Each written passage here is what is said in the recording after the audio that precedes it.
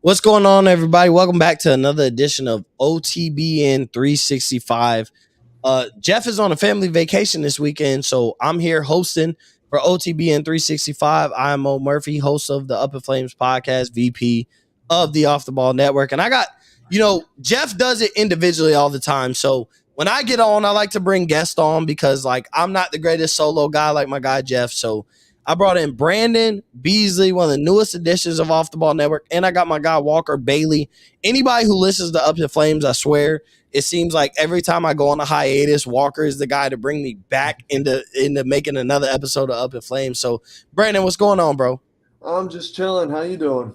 All good, bro. It's a Friday evening, pre-birthday, essentially. So Happy birthday. yeah, appreciate it. So, I'm at the point where I'm like, all right, I'm about to get obliviated, and then I'm gonna wake up Saturday, redo it again, and Sunday will be like my recovery day. So that's where I'm at heading into the weekend. Walker, what's going on, bro?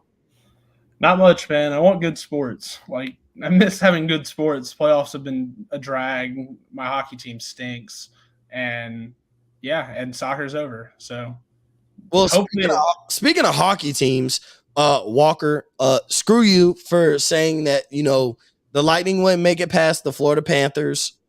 They've made it past the Florida Panthers, and they're sitting here. Are the Lightning out? I haven't paid much attention.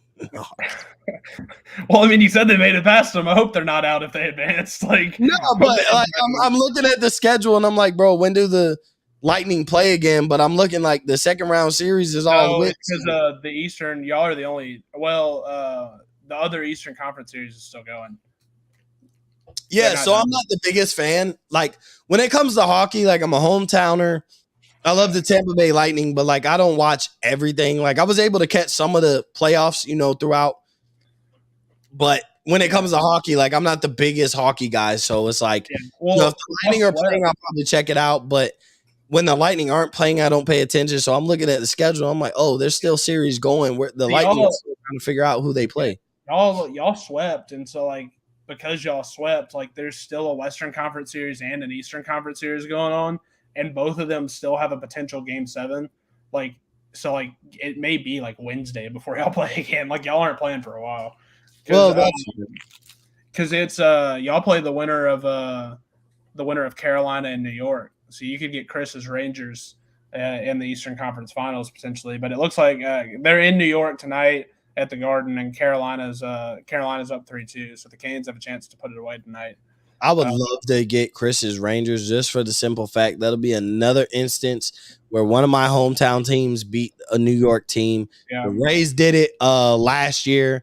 The Lightning have won back-to-back. We're looking to win back-to-back-to-back. But now we're going to talk about the NBA because we have a team who's ready to play in the NBA Finals, and that's the Golden State Warriors. So obviously they closed out in 5 last night.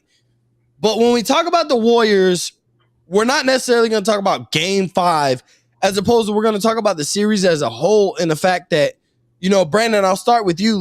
The Warriors are back in the NBA Finals for the 6th time in 8 years. And we talk about some of the dynasties throughout the NBA, especially in our lifetime. So prior to Brandon, you, me, or Walker being born, we're all in our mid to late 20s or early 20s.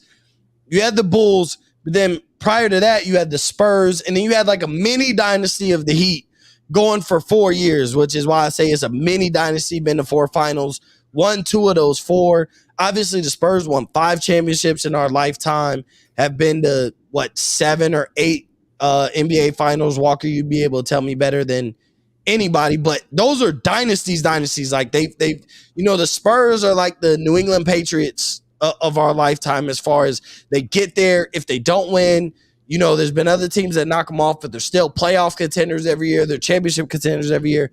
And then we got the Warriors who for the 6th time in 8 years have been to the NBA Finals. So, Brandon, what is your thought process just overall on the Golden State Warriors getting back to the NBA Finals? Basically, after a 2-year hiatus away from the finals, away from the playoffs, the first time back after 2 years that they're in the playoffs, they make it to the NBA Finals.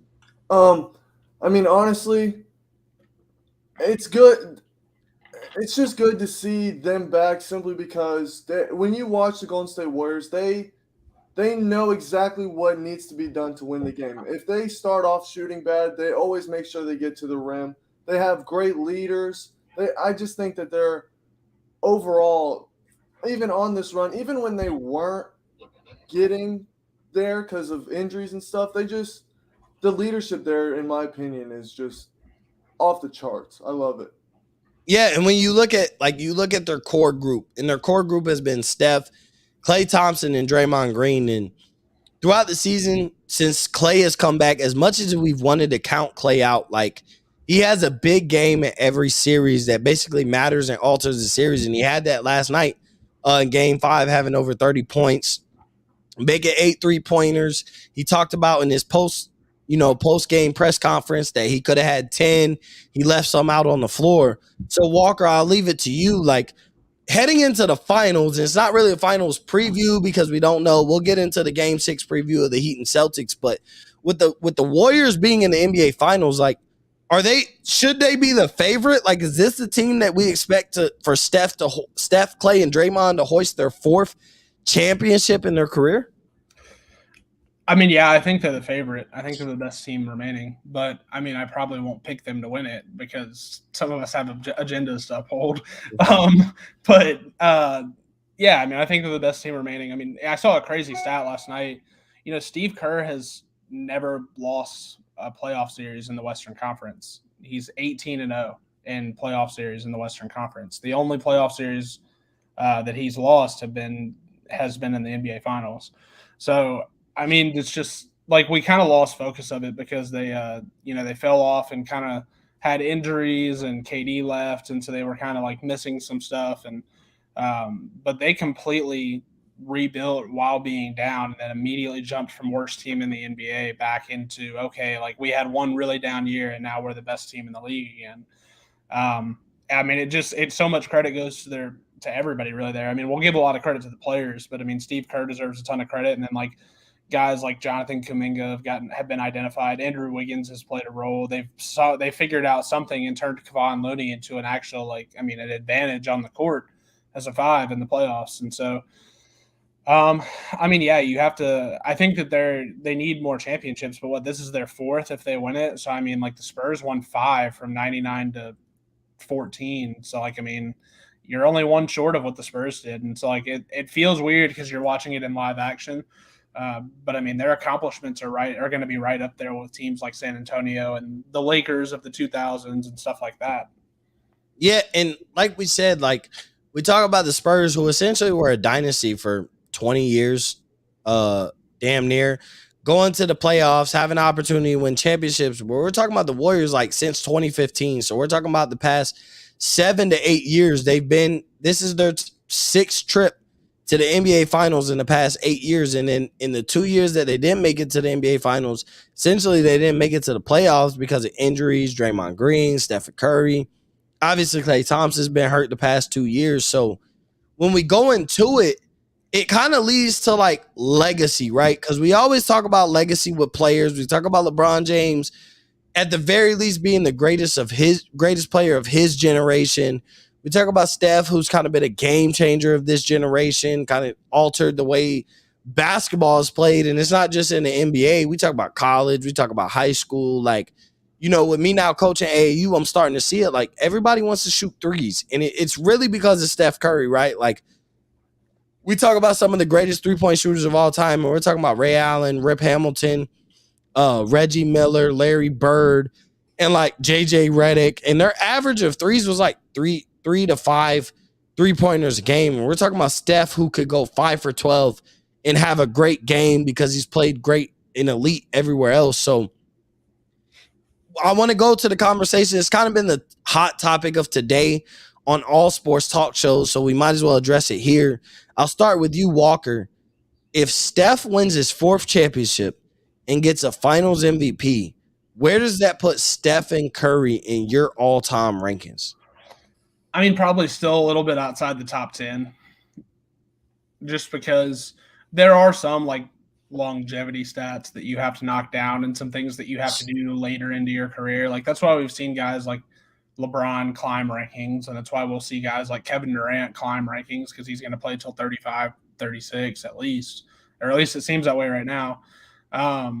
So, I mean, I think like just outside the top 10, but then as he knocks down those kind of longevity stats and stuff like that, scoring stats that he's almost surely going to pass, then, I mean, he'll climb somewhere into the top 10.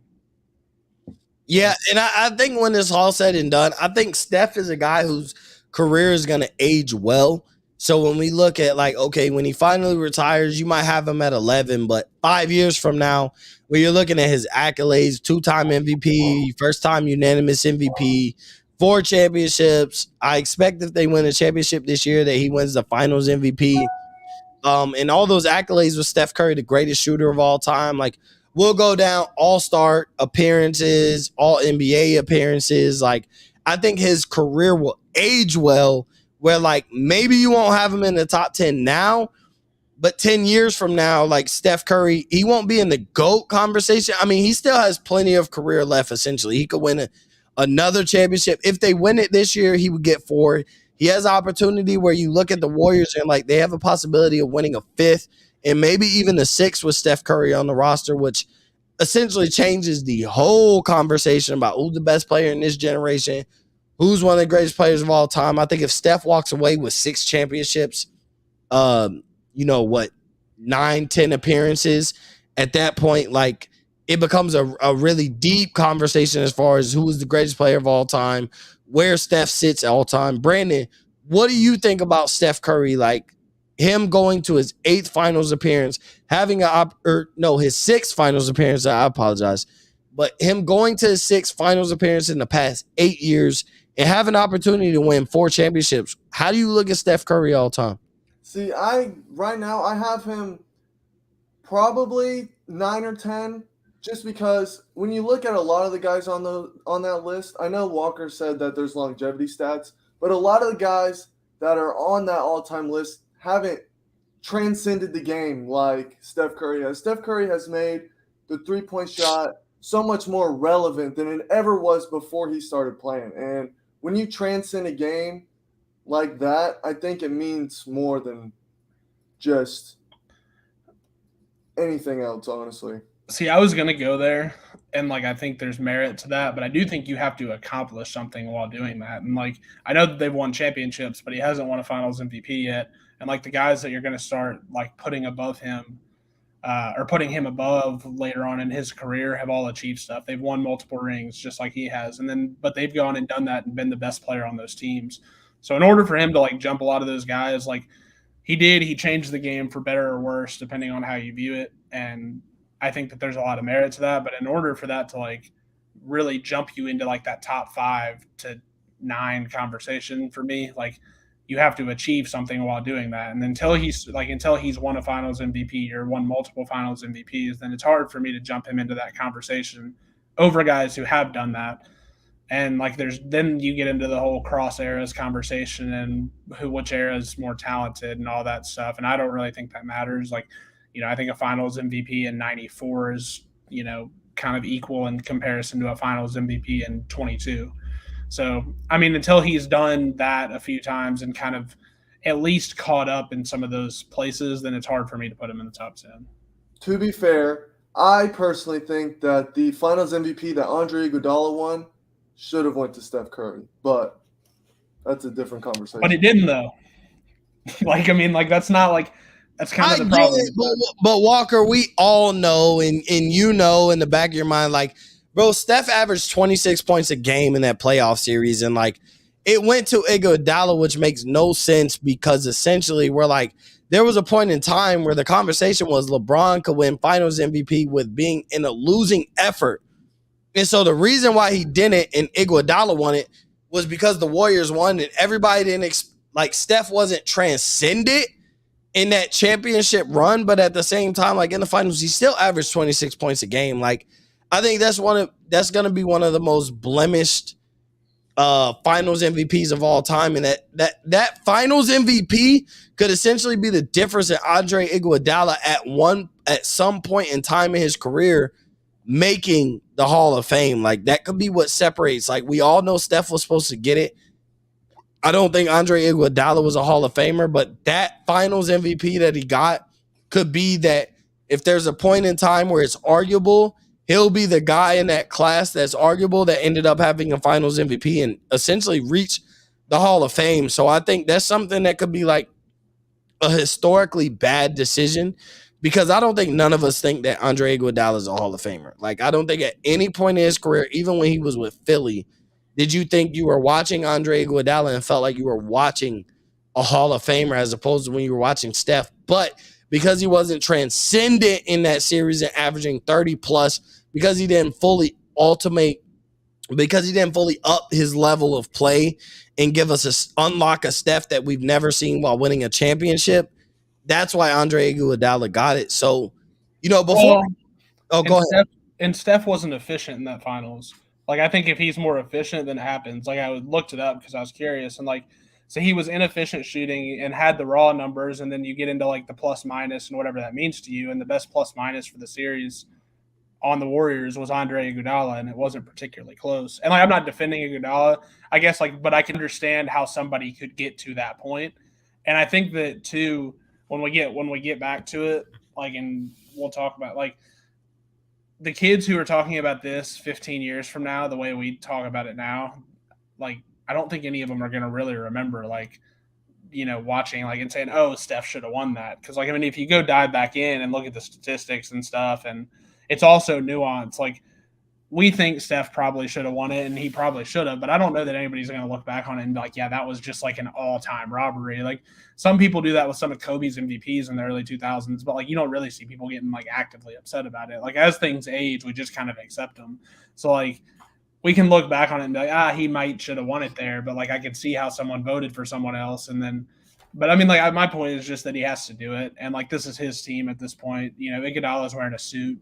So he's not there's no way Iguodala is going to steal a Finals MVP from him. He's got to go do it this year. He needs to go be the best player on a Finals team, and he's done it. But he needs the award. He needs to hold up the trophy and lead a team in a playoff series and win the series.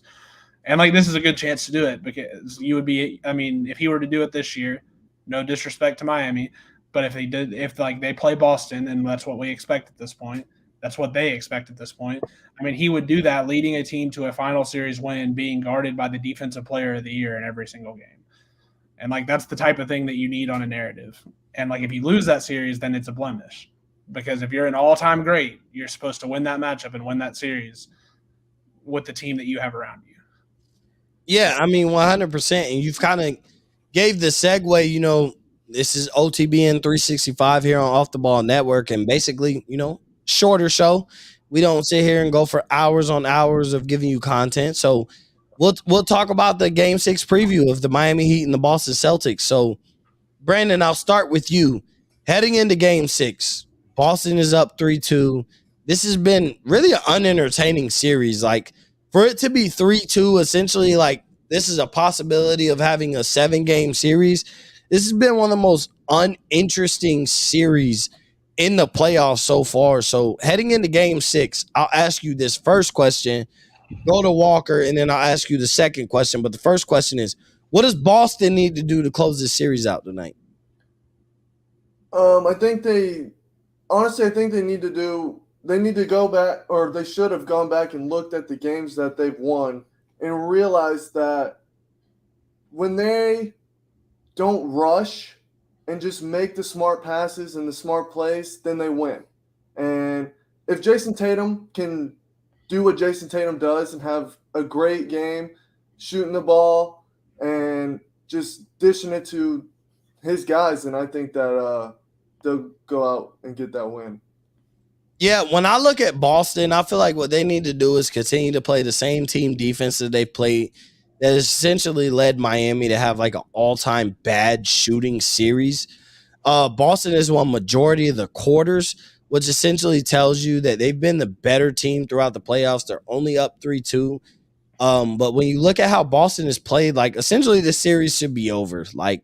And I'm a Miami Heat fan. I hate to say it, but when you look at how many quarters they've won, I think Miami has won 2 quarters up to this point through 5 games. But those 2 quarters have been the difference in why Miami has essentially still has an opportunity to fight in this series. So when I'm looking at Boston, just keep doing what you're doing. Like that's just, that would be my biggest thing. And I know it's like cliche as like a coach or a GM or an owner or anybody analyzing the series to say like just keep doing what you're doing. But I think if Boston continues on, Jason Tatum plays really well, Jaylen Brown plays really well. I know he's had some turnovers in key situations, but you're still up 3-2 at the end of the day. Al Horford to play exceptionally well, Robert Williams to play well defensively. Like if you just keep playing Boston Celtics ball, like it's that simple. I think they go on and go to the NBA Finals tonight. I hate to say it, but I also address what it's going to take for Miami to win when we hit that question. Walker, for Boston to win this series tonight, close it out in Boston, what does Boston have to do? I mean, I think if they show up and shoot decently well, they're probably going to win the game.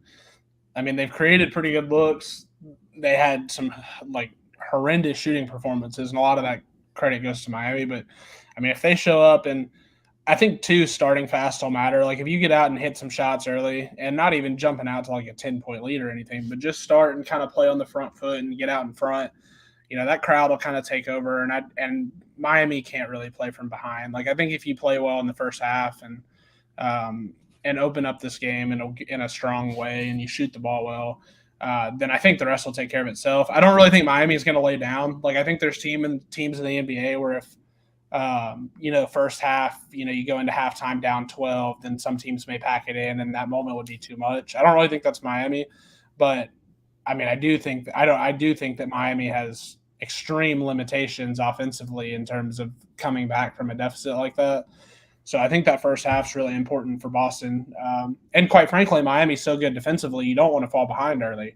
Because if you fall behind early, it's going to be a task trying to get back in and win that game because Miami's so good defensively. So that first quarter, first half are going to be really important. And I think that guys like Tatum and Brown are going to have to step up and play really well early on and kind of get them into the locker room at halftime with a lead, and then they should be all right. I do think it's a blowout, though, low-key. I do think it's going to be a blowout. I'm not going to lie. So we'll head into what Miami needs to do, essentially, to win this game and send it back to the crib for Game 7. But it's at a point where it's like I think Miami's too injured. Boston is very injured, too. So it's not to take away from Boston, but I think the injuries for Miami is basically their offense. Like Jimmy Butler is probably playing at 80%. Tyler Hero may or may not play heading into Game 6. He's going to try to play. Kyle Lowry has been a no-show essentially since he's returned to be able to play in this playoff series. We know Victor Oladipo essentially is yet to be 100%. So there's so many factors. Markieff Morris really hasn't been the same since he took that blow in the back, from Nikola Jokic. So it's like when you look at Miami, like they have so many injuries, but to me, injuries are never an excuse, but there's always substance to when teams win the series. So when I look at what Miami needs to do to win Game 6 tonight and take it to a Game 7, bring it back home to Miami and hopefully have a chance to win 2 in a row and win 1 on the road, is like you just have to play Miami Heat basketball. And that's a sticky statement because with playing Miami Heat basketball, you're going to play great defensively, but you also know that you're going to run into a drought offensively. But you got to figure out a balance with playing Miami Heat basketball. You got to figure out how when you go in that drought offensively, either you step up defensively or you have those 1 or 2 guys who can still continue to hit shots that overall, when as a team you're in a drought, you still can get the job done, especially in a close game. If Boston is not blowing you out or if you have the lead, you got to figure out late in that third quarter when you go through that drought, how can you continue to head into the fourth quarter and keep that lead and make this a close, intense game? And I think that's something that Miami hasn't figured out yet. Like I said, Jimmy Butler's hurt. But it's no excuse. It's just adding substance to where the series is at right now because Tatum has hurt his shoulder. Robert Williams is basically in and out of the lineup. Marcus Smart has been in and out of the lineup. So, both the key players on both sides have been injured. And I think, that's a tell-all, be-all in this series, regardless of what happens. Even if Miami's win the next 2 games and win the series, I feel like you've been shafted of a potentially great series because neither team was fully healthy. But when I look at Miami, I'm looking at Jimmy Butler. I'm looking at the possibility of Tyler Hero playing. And I'm really looking at Bam Adebayo stepping up because it's like the one game that you played essentially great and got us the W was the game that Robert Williams didn't play. So, with the amount of money that Bam Adebayo is being paid, he has to show that against those elite defenders at his position that he's able to get the job done. And it's like, I'm not a guy who I just want to see you be aggressive. So it's like, if it's an off shooting night, it's an off shooting night. It is what it is. Like, players have off shooting nights no matter how great you are. We've seen bad nights from Michael Jordan, LeBron James, Kawhi Leonard. Just go down the line, Kevin Durant, Steph Curry. But my thing is, those guys continue to be aggressive in trying to get their best shots and try and get themselves into a rhythm. And so I'm looking at Bam Adebayo, and I know he's not any of those players that I named, but he's a key piece to the Miami Heat. And it's like, bro, when you're shooting 5 shots in a game, that's not going to get the job done. So I'm looking at Bam Adebayo, what are you going to do to get yourself into a rhythm? Because, Walker, we talked about this previously. This was supposed to be an easy series for him. This was supposed to be a series where you thought he would dominate. He's better than Robert Williams offensively. You thought he would dominate. You thought a rim protector like Robert Williams wouldn't be able to guard him from the outside in. And essentially up to this point, he's been able to. So, Brandon, I'll start with you. What do the Heat need to do to take this to Game 7? If I'm the Miami, you can't fall in love with the 3-point shot. Even though that Boston may give it to you a lot, if it's not falling, you gotta find a way to put the ball in the basket. I mean, that's the name of the game. So if your threes aren't hitting, I think you may even need to take a page out of the Warriors book and try to get to the paint or get some easier mid-range shots to, like you said, get yourself into a rhythm, and then you can maybe bounce back out to those 3-point shots. Yeah, 100%. And I feel like, we watch the Warriors and we talk about ball movement. And I think the Heat could have that same potential. And I know we don't have a Steph Curry, we don't have Klay Thompson, but you have multiple shooters from beyond the arc with Duncan Robinson and Tyler Hero and Max Strus. You got some playmakers in Victor Oladipo and Jimmy Butler. So you're almost like, where is it that Miami Heat's at fault to where the point they're down 3-2? And we almost don't have a lot of confidence in them winning tonight's game. So Walker, Miami Heat, to win this game tonight, I know you don't think they'll win the game. Hell, I don't think any of us three on this panel think they'll win the game, and I'm a Miami Heat fan. But for the Miami Heat to win this game tonight, what do they have to do? Pray and pray a lot. Nah, but I mean, you have to find some sort of substance and or some sort of consistent offensive performance. And I think a lot of that, guys they paid Kyle Lowry a lot of money to shoot 0 for 5 from 3 and 0 for 6 from the field or whatever it was in the last game. I mean, guys like that have to step up and help Jimmy Butler because, Jimmy Butler's clearly not 100%. And even when he is 100%, that's not a guy that you can – it's a tightrope here. You don't want to rely on Jimmy Butler. Be the best player on a championship team. You don't want him to have to drop 35 and pick up your slack in an elimination game on the road. You don't want to have to rely on Jimmy Butler for that at 100%, let alone at 80% or 50% or whatever he's going to go at tonight. And so, it just has to be a complete offensive performance. And that's something that they haven't shown us that they can do that in the playoffs against really good teams, at least not consistently. And so, I think guys like Strus, guys like Kyle Lowry, guys like Oladipo, those are guys that you have to find a way to get, 10 to 15 points out of a piece and then hope that Jimmy Butler can give you 25 to 30 and be the best player on that team. And we talked about if Miami was going to win the series that Bam had to be not even special, but he had to be one of the top 3 players in the series. He needed to be the second best player on the Heat and the third best player in the series and really dominate his matchup. And outside of one game when Robert Williams didn't play, he hasn't done that. And we both felt like this was a really good opportunity for him to kind of announce himself in the playoffs on a big stage. Mm-hmm. And he just never did it. He hasn't done it, hasn't been able to do it. So, I don't it's kind of one of those things where at some point you just kind of are what you are and you are what you're showing us that you are. And right now, like I kind of lean into him being what he's been for 5 games more so than him being what he was for the one game where Robert Williams is out. If Robert Williams is out tonight for some reason, then I'll be like, all right, well, maybe Bam will eat and they'll push this thing back to 7. But for now, like, I mean, with Robert Williams and Horford and all those guys probably playing, I mean, you just kind of have to assume he's only going to be able to give you 10 to 15. They really needed him to be really good in the series, and he just hasn't been. Yeah, 100%. So before we close out, we'll have y'all give y'all predictions. Tonight in Game 6, Boston, Miami. Brandon, who wins? Boston by 1,000,000. Jesus Christ. Walker, who wins tonight in Boston, Miami, Game 6? Boston.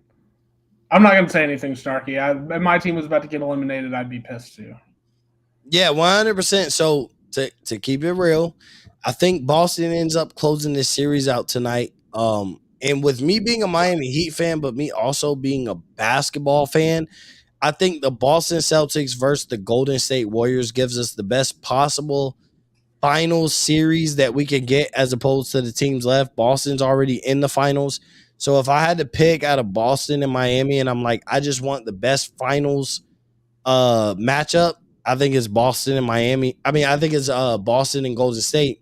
And I think Boston has to close this game out because if you're Boston, this is a home game for you in Game 6. You have an opportunity to close it out.